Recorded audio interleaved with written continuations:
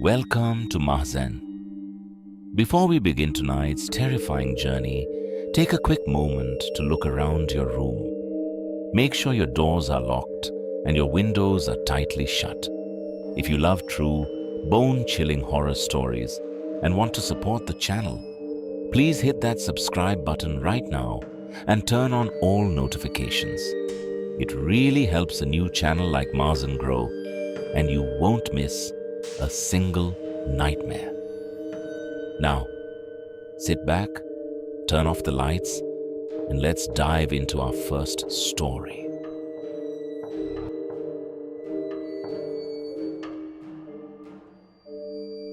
There's a stretch of Interstate 80 in Wyoming that truck drivers call the dead zone. It's not called that because of cell service. It's because of the silence.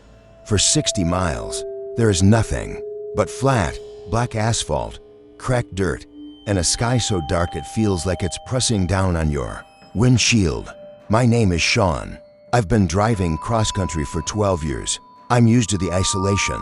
In fact, I used to prefer it. But 3 months ago, on a rainy Tuesday around 3 a.m., that highway changed me forever. I was hauling a heavy load of construction equipment. The rain was heavy, blurring the lines on the road. To stay awake, I always keep my CB radio turned on to channel 19. Usually, it's just static or late-night chatter from other truckers talking about speed traps or bad coffee. But that night, the radio went completely dead. Not even the usual white noise, just a heavy, suffocating silence. I reached out to adjust the squelch knob, thinking my radio was broken. Suddenly, the speaker hissed. A sound came through. It wasn't words at first. It was the sound of heavy, wet breathing, like someone was running a marathon right next to the microphone. I picked up my mic. This is Silver Mac, eastbound on I-80. Anyone else experiencing this dead air? Over. There was a 3-second delay. Then, a voice answered. It didn't sound like a trucker. It didn't sound like a human. It was a raspy, dual-toned voice, as if two people were speaking at the exact same time, one high-pitched, one deep and guttural. Sean, the voice said. My blood ran cold. Nobody on the radio knew my real name. My handle was Silver Mac. Who is this? I asked, my knuckles turning white on the steering wheel. Is this Marcus? Stop messing around. Man, look at your mirrors, Sean, the voice whispered. The breathing grew louder, wet and desperate. The left one. Look at the left one. I didn't want to. Every instinct in my body told me to keep my eyes locked on the dark road ahead. But human curiosity is a curse. My eyes flicked to the driver's side mirror. At first, I saw nothing but the reflection of my own trailer and the dark, wet asphalt. But then, as the truck rolled past a broken highway light, I saw it. There was a man. No, a shape of a man. It was clinging to the side of my trailer. It was completely naked, its skin a sickening, pale white that seemed to glow in the dark. Its limbs were impossibly long, wrapped around the metal bars of the cargo door. But the worst part was its head. It was turned backward, staring directly at my cabin. I gasped, nearly losing control of the heavy rig. The truck swerved across the yellow line before I pulled it back. I looked at the mirror again. It was gone. Did you see us, Sean? The CB radio shrieked. The static was back, roaring like a storm. We like the way you drive. Don't stop. I slammed my foot on the gas. The engine roared, the turbo whining as I pushed the massive truck to 80, then 85 miles per hour. The rain was blinding now, but I didn't care. I just needed to reach the next truck stop, 20 miles away. Suddenly, a loud thud vibrated through the entire cabin. It came from the roof, right above my head. The metal ceiling of the cab dented downward. I could see the outline of two long, distorted feet pressing into the fabric of the roof. Whatever was on the trailer had jumped. Open the window, Sean, the radio sang. The voice was laughing now, a chaotic, glitching sound. It's cold out here. Let us in. I started screaming. I grabbed the radio mic and ripped the wires straight out of the dashboard. The radio died, but the voice didn't. Open the window, Sean, a voice whispered. Not from the radio, from the passenger side window. I looked over. The pale creature was pressed against the glass, upside down. Its face was stretched into a horrific, lipless grin, and its eyes were completely solid black. Reflecting the green light of my dashboard, it began to tap on the glass with a long, yellow fingernail. Tap-a-tap-a-tap. I closed my eyes, praying, keeping my foot slammed on the accelerator. I didn't open them until I heard the loud honk of another truck. I opened my eyes and saw the bright, neon yellow lights of the Flying J truck stop. I slammed on the brakes, the tires screaming as the rig slid into the bright lot, stopping right under the floodlights. The tapping stopped. The roof was empty. I didn't get out of the cab until morning. When the sun came up, I finally forced myself to check the truck. On the roof of the cabin, there were deep, rusted scratches in the metal, and on the passenger side window, printed clearly in the dried rainwater, was a greasy, oversized handprint. I still drive for a living, but I changed my route. I never go through Wyoming anymore, and every time I step into my truck, the first thing I do is cut the wires to the CB radio.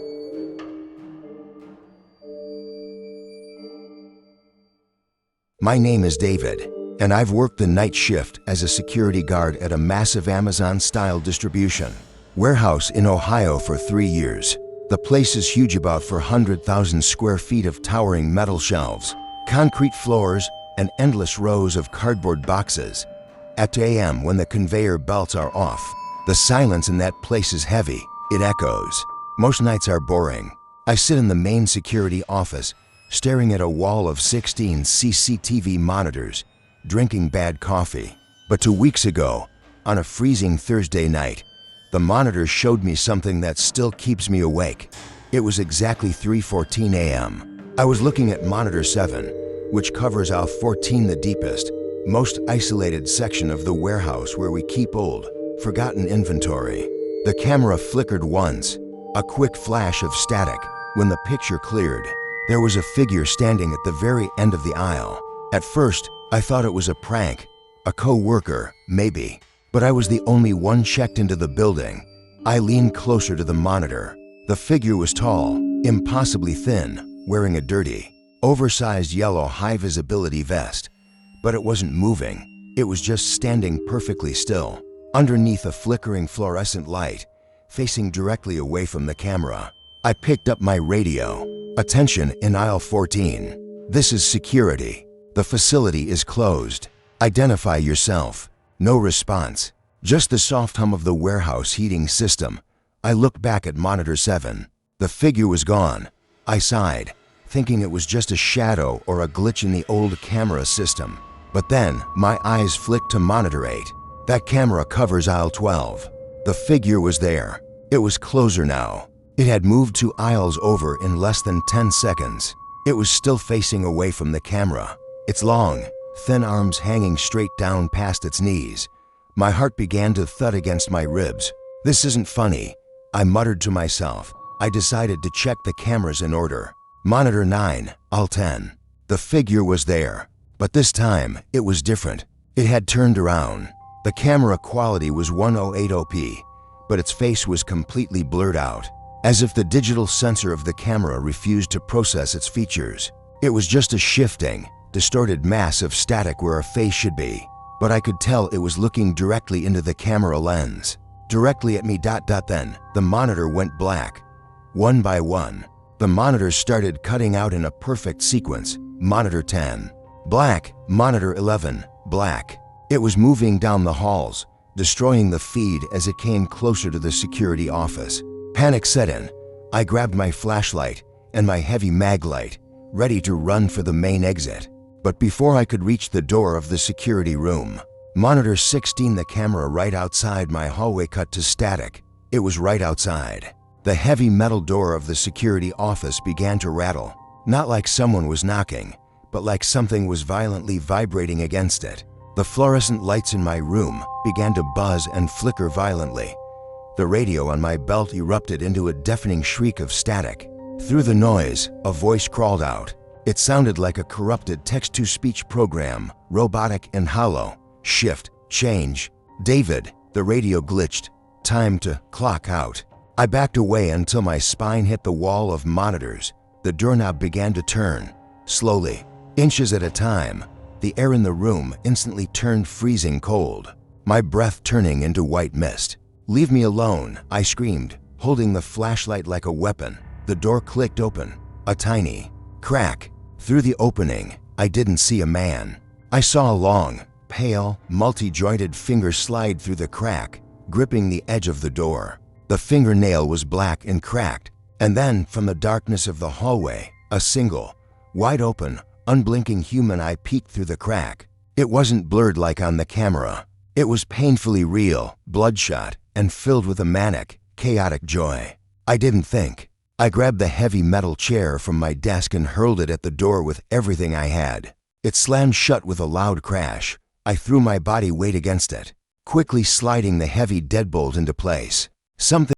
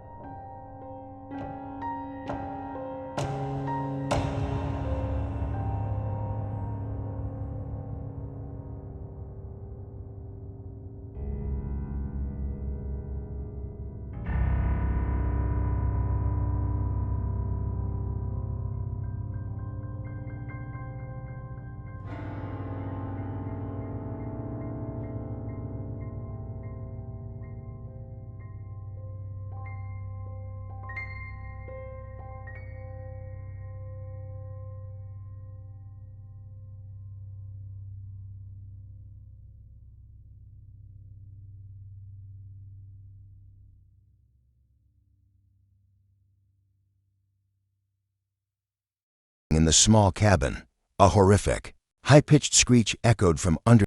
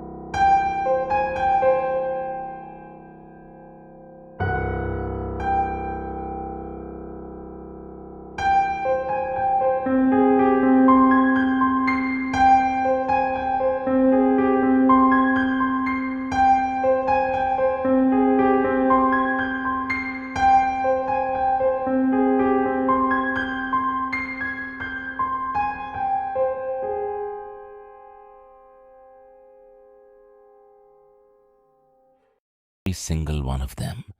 Stay safe out there and sleep with one eye open until next week.